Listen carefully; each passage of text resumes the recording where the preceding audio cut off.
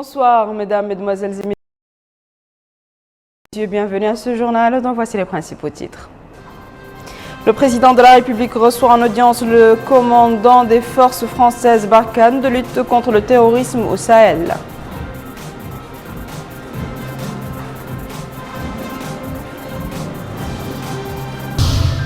Sortie d'une nouvelle promotion d'étudiants de l'Académie navale de Nouadhibou relevant de l'état-major général des armées.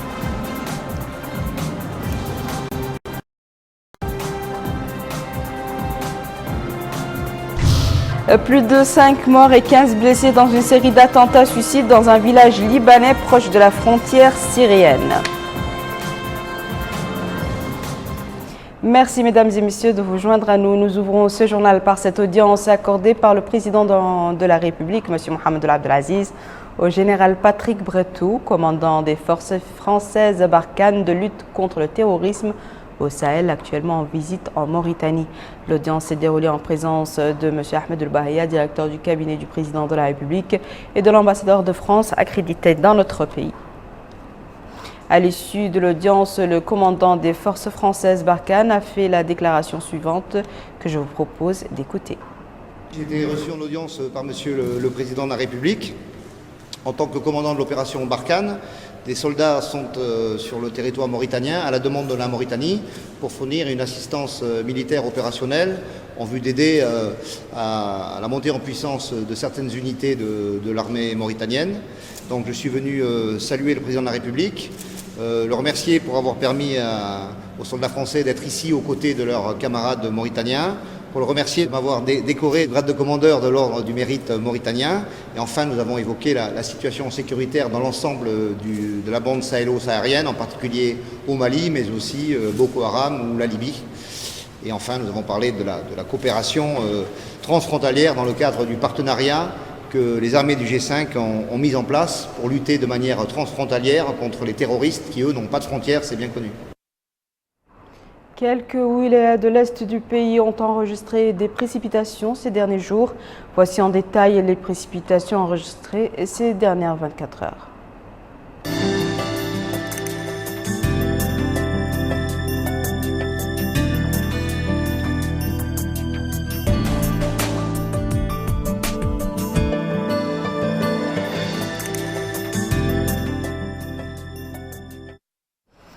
La Commission de l'orientation islamique, des ressources humaines et des affaires sociales et culturelles de l'Assemblée nationale a consacré la réunion qu'elle a tenue aujourd'hui sous la présidence de la députée Mme Maïmouna Mtettari à la discussion du projet de loi qui modifie certaines dispositions de la loi numéro 043/2010 en date du 21 juillet 2010 portant sur l'enseignement supérieur et la recherche scientifique.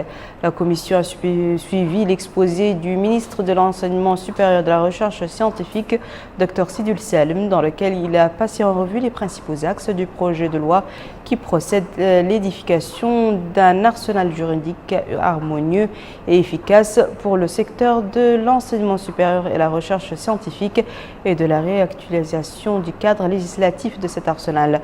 La commission doit ensuite élaborer un rapport sur le dit projet de loi pour l'exposer à la séance plénière au cours de laquelle il sera discuté. Nous restons avec les activités parlementaires. Le Sénat a consacré sa plénière d'aujourd'hui au dépôt de 3 projets de loi, dont notamment celui destiné au financement du parc éolien de Boulenoir et celui sur l'accord de coopération dans le domaine de l'élevage. Cette séance plénière sous la présidence de Ba Abdul Haj, vice-président du Sénat, a été consacrée au dépôt de 3 projets de loi.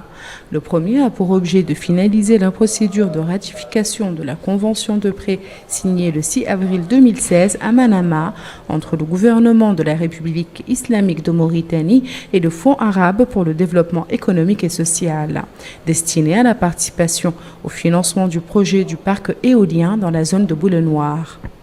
Le second projet de loi autorisant la ratification du traité révisé pour la création du regroupement des pays du Sahel et du Sahara, signé à N'Djamena le 16 février 2013 par la conférence des chefs d'État. Et le troisième projet de loi autorisant la ratification de l'accord signé à Khartoum dans le domaine des ressources animales le 2 septembre 2007 entre le gouvernement de la République islamique de Mauritanie et le gouvernement de la République du Soudan. Auparavant, la conférence des présidents du Sénat s'était réunie sous la présidence de Ba Abdul El-Haj, vice-président de cette chambre, en présence de la ministre des Relations avec le Parlement et de la société civile, Awacher Sidia Tandia, pour étudier ces projets de loi et les soumettre aux commissions spécialisées. Direction notre capitale économique où a eu lieu aujourd'hui la sortie d'une nouvelle promotion d'étudiants de l'Académie navale relevant de l'état-major général des armées. Plus de détails sur cette cérémonie avec Wakar Bailaba. Le nombre d'éléments de cette promotion pour l'année scolaire 2015-2016 est de 561, répartis entre 17 spécialités comportant la mécanique, la navigation, l'électronique, l'électricité, l'électromécanique, l'eau froide, la soudure en plus des pêches côtières et artisanales. L'occasion pour le ministre de la Défense nationale, M. Diallo Mamadou Bacha, d'indiquer l'importance de la formation des ressources humaines qui constitue une priorité pour faire face aux défis sécuritaires menaçant la sous-région. L'Académie navale a été créée en octobre 2014. Très rapidement, elle s'est attelée à la domiciliation de la formation maritime par l'opérationnalisation de 4 établissements. Le centre de formation navale qui nous accueille aujourd'hui et qui est chargé de former les sous-officiers de la marine, des gardes-côtes, ainsi que la formation des agents de maîtrise pour les métiers du secteur de la pêche. Le centre de qualification et de formation au métier des pêches, entièrement dédié à la formation dans le secteur de la pêche artisanale et côtière. L'Institut supérieur des sciences de la mer, qui s'occupe de la formation supérieure des cadres de l'administration et portuaire. Et l'École supérieure des officiers, une école d'ingénieurs qui accueillera la première promotion d'officiers l'année prochaine, Inch'Allah. Aujourd'hui, et moins de 2 ans après sa création, on peut se réconforter d'avoir construit un enseignement professionnel maritime en cohérence avec la vision globale de la promotion d'emploi des gens de mer, de l'exploitation durable des ressources halieutiques et de la protection de nos approches maritimes et des installations pétrolières et de gaz offshore. Autre intervention, c'est celle faite par le ministre des Pêches et de l'économie maritime, M. Naniul Chourouka, qui a indiqué que la sortie de cette promotion intervient dans le cadre des efforts consentis par l'État pour rationaliser les moyens et intégrer les établissements de formation dans le domaine maritime pour être aptes à répondre aux besoins en matière de pêche, de surveillance et de transport maritime ainsi que des ports et des secteurs militaires y afférents.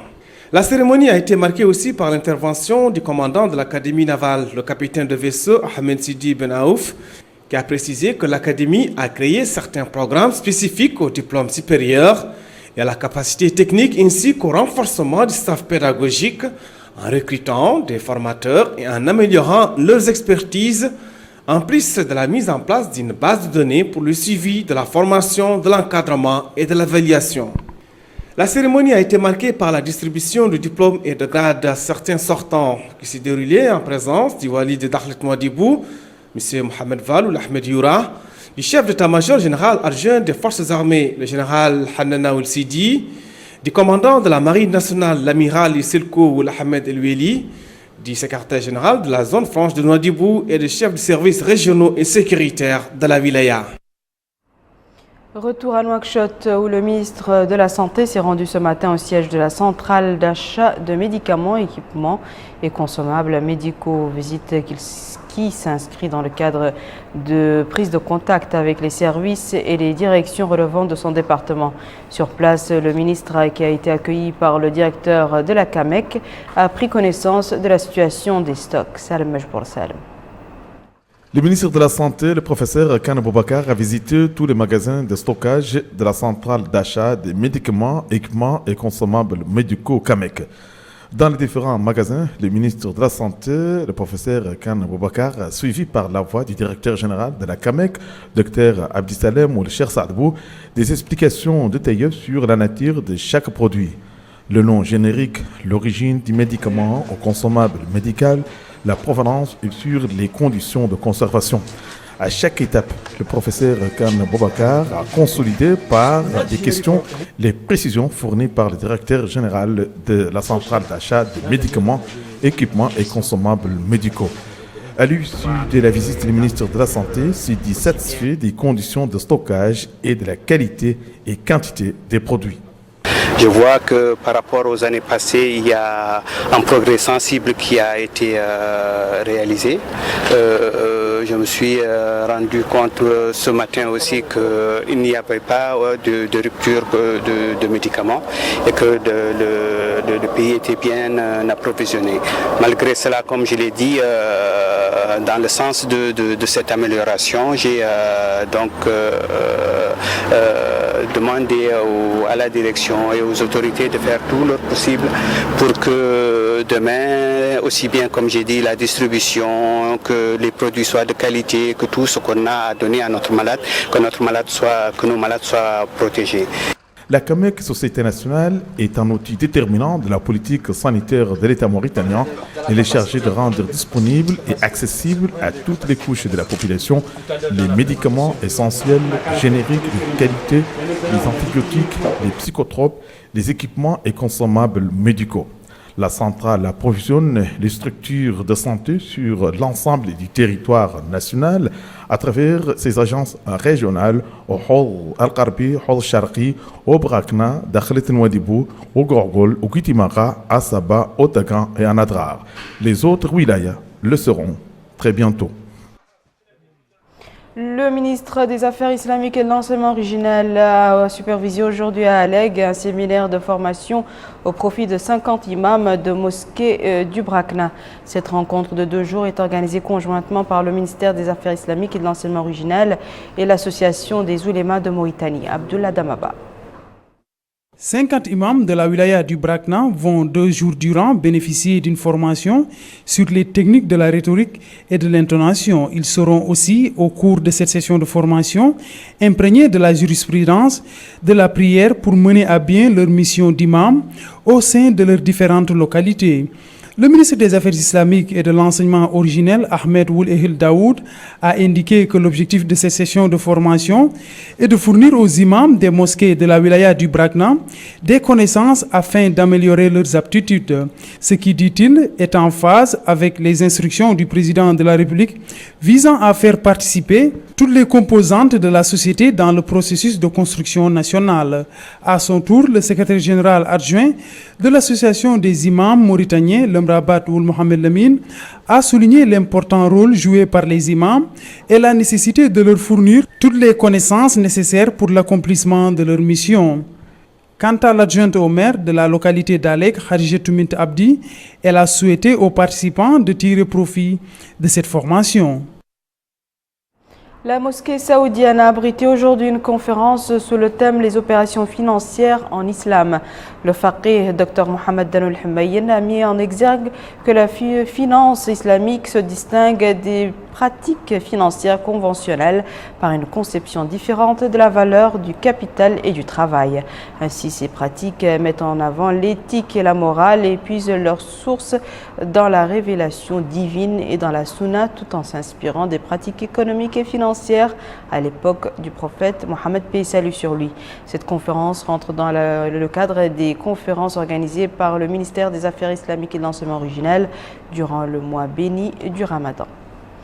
Démarrage ce matin de l'atelier de validation du document de la politique nationale de l'alimentation scolaire. Cette rencontre est organisée par le ministre de l'Éducation nationale, le ministère de l'Éducation nationale, en collaboration avec le Programme alimentaire mondial, vise à évaluer le programme de l'année écoulée pour formuler un nouveau programme. Aminata Khan.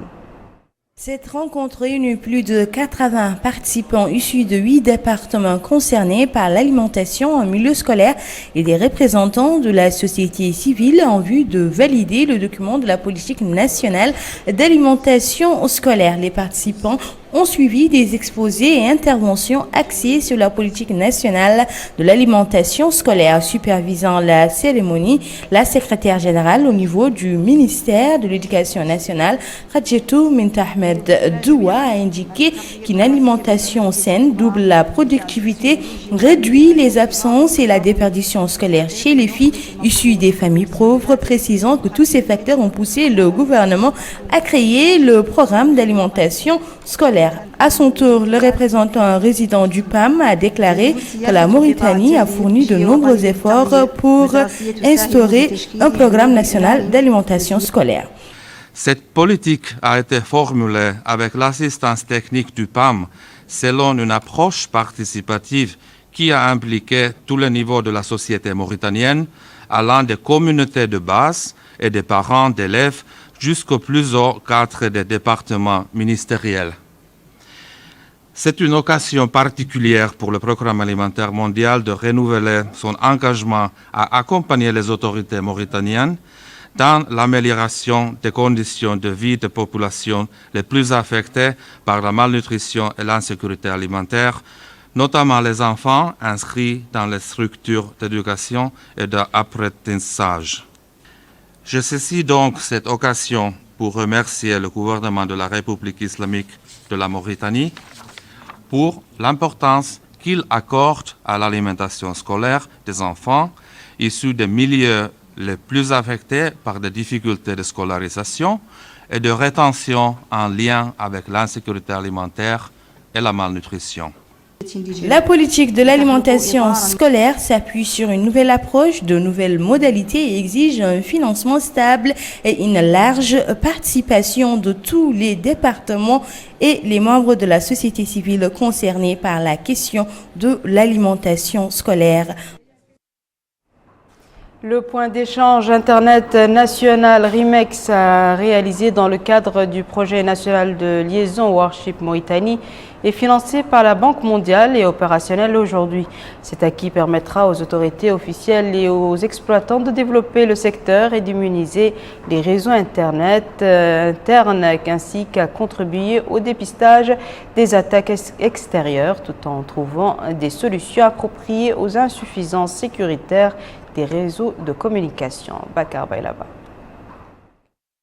Le point d'échange Internet en Mauritanie permettra aux opérateurs et fournisseurs d'accès Internet du pays d'échanger en local le trafic Internet sans avoir à remonter jusqu'au point d'échange dans un pays développé et éviter ainsi son transit en dehors de la juridiction nationale. L'occasion pour le secrétaire général du ministère de l'Emploi, de la formation professionnelle et des technologies de l'information et de la communication, M. Mohamed El-Haïba, de souligner que le point d'échange permettra d'améliorer et augmenter les services disponibles, à ouvrir de nouvelles opportunités pour la croissance et le développement du pays. Le point d'échange Internet a aussi pour but d'améliorer la qualité des connexions, de réduire le temps de latence et de limiter les effets de l'interruption des câbles internationaux sur le trafic local. La mise en service effectif du point d'échange en Mauritanie constitue une étape importante dans la stratégie nationale 2012-2016 de modernisation de l'administration et des technologies de l'information et de la communication. En effet, l'XP permet la nationalisation du trafic et du contenu numérique. Il constitue un outil de souveraineté et de sécurité des échanges Internet pour notre pays et une porte d'entrée dans l'autoroute internationale de l'information. Nous remercions les autorités pour leurs efforts soutenus pour le développement des infrastructures numériques afin de permettre aux citoyens mauritaniens d'être aussi citoyens du village numérique planétaire. Au terme de la cérémonie, les autorités ont effectué une visite guidée dans les services de gestion du trafic Internet. Et rappelons que le point d'échange Internet IXP en Mauritanie a été inauguré le 27 novembre 2015. L'amphithéâtre Maliksi à la faculté des lettres et des sciences humaines de Nouakchott a abrité aujourd'hui les travaux d'un atelier axé sur l'impact environnemental des nouveaux prospecteurs de l'or en Mauritanie. Cette rencontre organisée par le laboratoire des études environnementales et des recherches géographiques à la même faculté en partenariat avec l'Union européenne a été l'occasion de présenter la première étude de terrain effectuée sur 600 prospecteurs traditionnels de l'or environ dans le site de Tijirit, de Taziazet et de Douas pour identifier ses impacts. Abdul Adamaba. Cette étude réalisée par le laboratoire d'études environnementales et de recherche géographique de l'Université de Nouakchott comporte différents aspects liés à l'impact environnemental des nouveaux prospecteurs d'or, dont l'étude de l'environnement local, la maîtrise de l'espace national, la recherche innovante, entre autres, réalisée afin d'aider les étudiants à être outillés. Dans le cadre de la recherche, cette initiative a été financée par le Fonds européen de développement. La nécessité d'élargir le champ de recherche et de s'ouvrir aux autres compétences du monde universitaire ont été évoquées. L'étude sur l'impact environnemental des nouveaux prospecteurs d'or n'est qu'une ébauche d'une étude qui se doit plus large pour englober les impacts socio-économiques de cette activité nouvelle dans notre pays. Ainsi, me permet de souhaiter que cette étude se poursuive en enrichissant l'équipe du LERG à des sociologues et des économistes. La pertinence de cette étude a été soulevée. Aujourd'hui, on oublie souvent que dans la réalisation de tous les projets, que ce soit développement ou économique, il est important de faire des études d'impact environnemental. Et nous espérons que ce soit un début de la mise en pratique de la réalisation d'études d'impact environnemental au niveau de tous nos projets, de toutes nos actions, que ce soit dans l'économie que dans les projets de développement. C'est important de continuer ce travail de sensibilisation et de recherche pour alerter l'administration, l'opinion publique et le secteur privé sur l'importance d'attacher une importance aux études d'impact environnemental. Cette rencontre a été ponctuée par plusieurs présentations évoquant les différents aspects de cette étude qui se déroule à la suite d'une série de conférences organisées par l'Université de Nouakchott. Nous refermons ce journal par l'actualité internationale en bref et en images avec Rabia Adeda.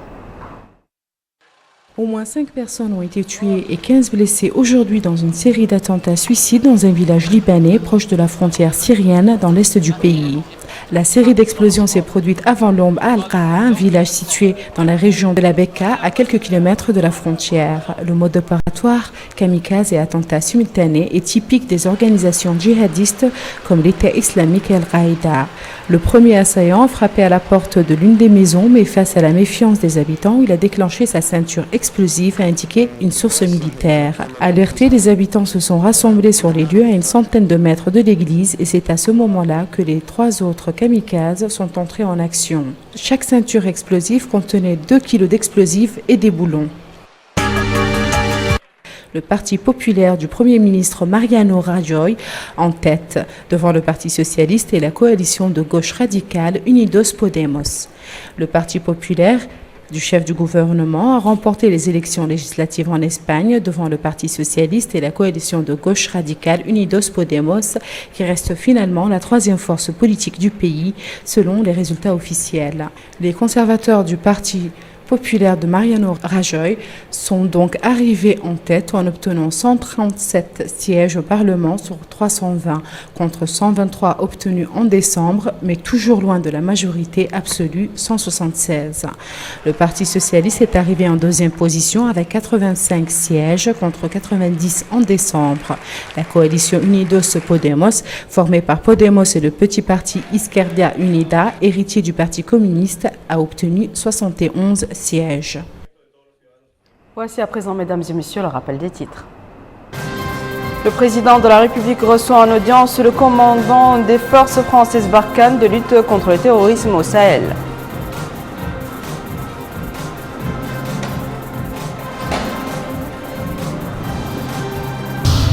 Sortie d'une nouvelle promotion d'étudiants de l'Académie navale de Nouadhibou relevant de l'état-major général des armées.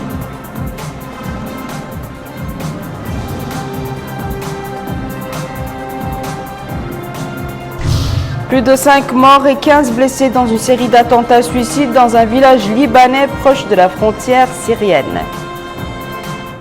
C'est la fin de ce journal, mesdames et messieurs. Merci à vous de l'avoir suivi. Merci de votre fidélité. On se retrouve demain à la même heure, Inch'Allah.